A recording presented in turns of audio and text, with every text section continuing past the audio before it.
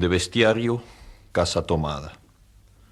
Nos gustaba la casa porque, aparte de espaciosa y antigua, hoy que las casas antiguas sucumben a la más ventajosa liquidación de sus materiales, guardaba los recuerdos de nuestros bisabuelos, el abuelo paterno, nuestros padres y toda la infancia. Nos habituamos, Irene y yo, a persistir solos en ella, lo que era una locura, pues en esa casa podían vivir 8 personas sin estorbarse. Hacíamos la limpieza por la mañana, levantándonos a las 7, y a eso de las 11 yo le dejaba a Irene las últimas habitaciones por repasar y me iba a la cocina. Almorzábamos a mediodía, siempre puntuales. Ya no quedaba nada por hacer, fuera de unos pocos platos sucios. Nos resultaba grato almorzar, pensando en la casa profunda y silenciosa, y cómo nos bastábamos para mantenerla limpia. A veces llegamos a creer que era ella la que no nos dejó casarnos. Irene rechazó 2 pretendientes sin mayor motivo. A mí se me murió María Esther antes de que llegáramos a comprometernos. Entramos en los 40 años con la inexpresada idea de que el nuestro, simple y silencioso matrimonio de hermanos, era necesaria clausura de la genealogía asentada por los bisabuelos en nuestra casa.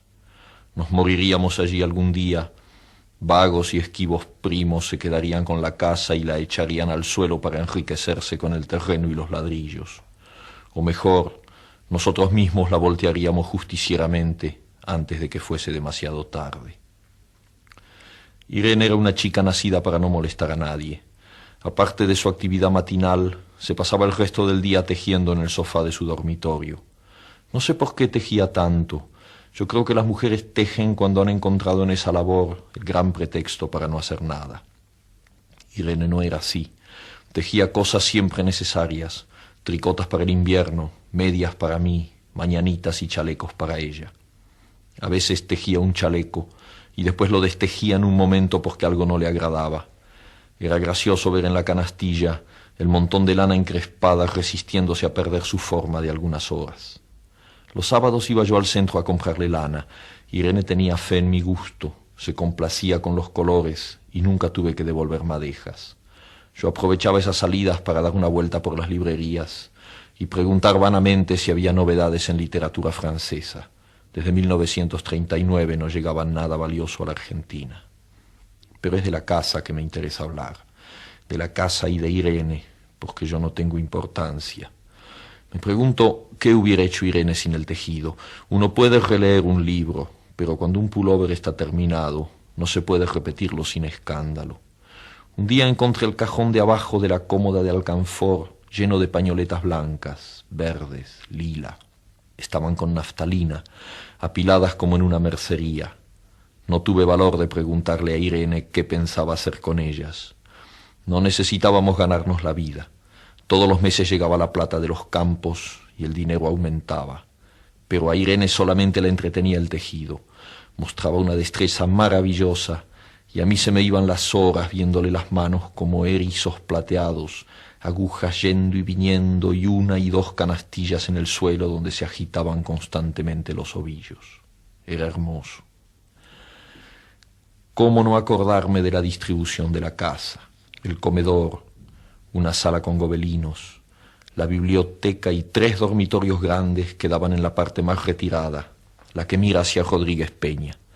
Solamente un pasillo con su maciza puerta de roble aislaba esa parte del ala delantera donde había un baño, la cocina, nuestros dormitorios y el living central al cual comunicaban los dormitorios y el pasillo. Se entraba a la casa por un zaguán con mayólica y la puerta cancel daba al living.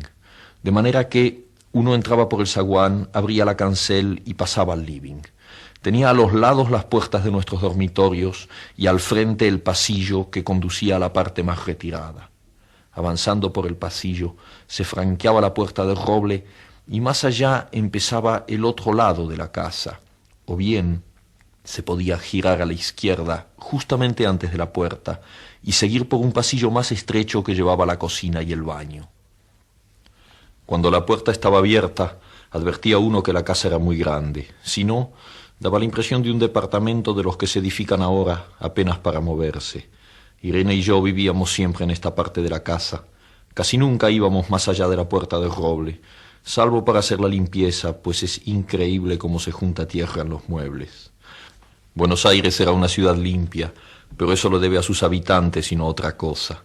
Hay demasiada tierra en el aire. Apenas sopla una ráfaga, se palpa el polvo en los mármoles de las consolas y entre los rombos de las carpetas de macramé. Da trabajo sacarlo bien con plumero. Vuela y se suspende en el aire. Un momento después se deposita de nuevo en los muebles y los pianos. Lo recordaré siempre con claridad, porque fue simple y sin circunstancias inútiles. Irene estaba tejiendo en su dormitorio. Eran las 8 de la noche y de repente se me ocurrió poner al fuego la pavita del mate. Fui por el pasillo hasta enfrentar la entornada puerta de roble y daba la vuelta al codo que llevaba a la cocina cuando escuché algo en el comedor o la biblioteca. El sonido venía impreciso y sordo, como un volcarse de silla sobre la alfombra o un ahogado susurro de conversación. También lo oí al mismo tiempo o un segundo después en el fondo del pasillo que traía desde aquellas piezas hasta la puerta. Me tiré contra la puerta antes de que fuera demasiado tarde. La cerré de golpe apoyando el cuerpo. Felizmente la llave estaba puesta de nuestro lado y además corrí el gran cerrojo para más seguridad. Fui a la cocina. Calenté la pavita y cuando estuve de vuelta con la bandeja del mate le dije a Irene: tuve que cerrar la puerta del pasillo. Han tomado la parte del fondo. Dejó caer el tejido y me miró con sus graves ojos cansados. ¿Estás seguro? Asentí. Entonces, dijo, recogiendo las agujas, tendremos que vivir en este lado. Yo cebaba el mate con mucho cuidado, pero ella tardó un rato en reanudar su labor. Me acuerdo que tejía un chaleco gris. A mí me gustaba ese chaleco. Los primeros días nos pareció penoso porque ambos habíamos dejado en la parte tomada muchas cosas que queríamos. Mis libros de literatura francesa, por ejemplo, estaban todos en la biblioteca. Irene extrañaba unas carpetas, un par de pantuflas que tanto la abrigaban en invierno. Yo sentía mi pipa de enebro y creo que Irene pensó en una botella de esperidina de muchos años. Con frecuencia, pero esto solamente sucedió los primeros días. Cerrábamos algún cajón de las cómodas y nos mirábamos con tristeza. No está aquí. Y era una cosa más de todo lo que habíamos perdido al otro lado de la casa. Pero también tuvimos ventajas. La limpieza se simplificó tanto que aún levantándose tardísimo, a las 9:30, por ejemplo, no daban las 11 y ya estábamos de brazos cruzados. Irene se acostumbró a ir conmigo a la cocina y ayudarme a preparar el almuerzo. Lo pensamos bien y se decidió esto. Mientras yo preparaba el almuerzo, Irene cocinaría platos para comer fríos de noche. Nos alegramos, porque siempre resulta molesto tener que abandonar los dormitorios al atardecer y ponerse a cocinar. Ahora nos bastaba con la mesa en el dormitorio de Irene y las fuentes de comida fiambre. Irene estaba contenta porque le quedaba más tiempo para tejer. Yo andaba un poco perdido a causa de los libros, pero por no afligir a mi hermana me puse a revisar la colección de estampillas de papá y eso me sirvió para matar el tiempo.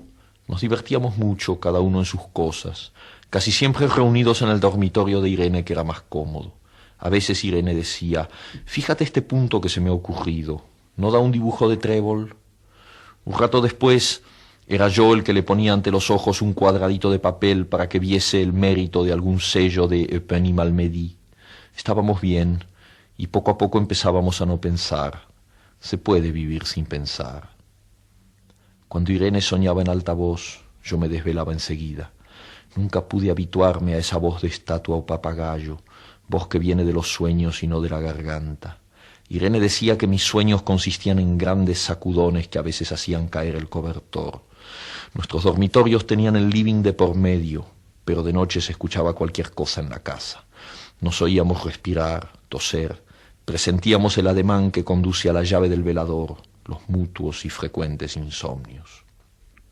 Aparte de eso, todo estaba callado en la casa.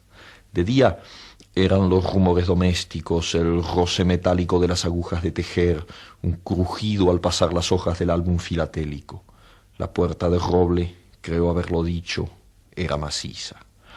En la cocina y el baño que quedaban tocando la parte tomada, nos poníamos a hablar en voz más alta o Irene cantaba canciones de cuna.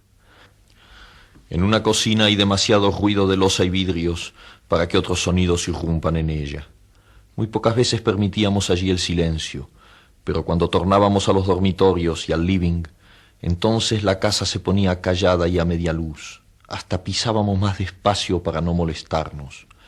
Yo creo que era por eso que de noche, cuando Irene empezaba a soñar en alta voz, me desvelaba enseguida. Es casi repetir lo mismo, salvo las consecuencias. De noche siento sed, y antes de acostarnos le dije a Irene que iba hasta la cocina a servirme un vaso de agua. Desde la puerta del dormitorio, ella tejía. Oí ruido en la cocina. Tal vez en la cocina o tal vez en el baño, porque el codo del pasillo apagaba el sonido. A Irene le llamó la atención mi brusca manera de detenerme y vino a mi lado sin decir palabra. Nos quedamos escuchando los ruidos, notando claramente que eran de este lado de la puerta del roble, en la cocina y el baño, o en el pasillo mismo donde empezaba el codo casi al lado nuestro. No nos miramos siquiera. Apreté el brazo de Irene y la hice correr conmigo hasta la puerta cancel sin volvernos hacia atrás. Los ruidos se oían más fuerte, pero siempre sordos, a espaldas nuestras. Cerré de un golpe la cancel y nos quedamos en el zaguán. Ahora no se oía nada. Han tomado esta parte, dijo Irene. El tejido le colgaba de las manos y las hebras iban hasta la cancel y se perdían debajo. Cuando vio que los ovillos habían quedado del otro lado, soltó el tejido sin mirarlo. ¿Tuviste tiempo de traer alguna cosa?, le pregunté inútilmente. No, nada. Estábamos con lo puesto. Me acordé de los 15.000 pesos en el armario de mi dormitorio. Ya era tarde ahora. Como me quedaba el reloj pulsera, vi que eran las 11 de la noche. Rodeé con mi brazo la cintura de Irene. Yo creo que ella estaba llorando y salimos así a la calle. Antes de alejarnos tuve lástima. Cerré bien la puerta de entrada y tiré la llave a la alcantarilla. No fuese que a algún pobre diablo se le ocurriera robar y se metiera en la casa, a esa hora y con la casa tomada.